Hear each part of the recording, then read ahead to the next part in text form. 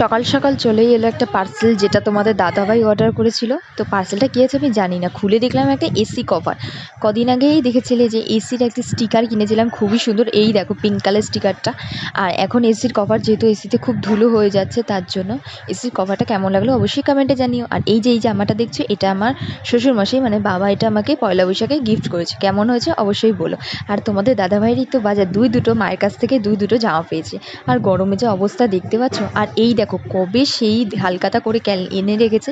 তো প্যাকেটটা খুলে আজকেই দেখলাম যে কি আছে। তো জানো তো, একটা সোমপাপড়ির প্যাকেট ছিল আর একটা লাড্ডুর প্যাকেট ছিল। লাড্ডুর প্যাকেটটা আমি ভাবলাম মনে হয় লাড্ডু ভর্তি আছে, কিন্তু খুলে দেখি মাত্র 5টা লাড্ডু। আর আজকে আমি চলে এসেছি বাড়িতে, যেহেতু আমার শরীরটা খারাপ, একটু রেস্ট নিতে বাড়ি এসেছি। এই পান্ডাটা দেখতে পাচ্ছ, এটা জন্মদিনে মা ওকে গিফট করেছে। আর সন্ধ্যাবেলা এখানে খেয়ে নিচ্ছিলাম একটু ডিম টোস্ট। আর তারপরে দেখো রাতে আজকে ঘুমিয়ে পড়েছি বোন আর আমি একসাথে, তারপরে একটুখানি দুজনে গল্প করছিলাম। তো মিনি ব্লগটা কেমন লাগলো অবশ্যই কিন্তু কমেন্টে বলো। বাই।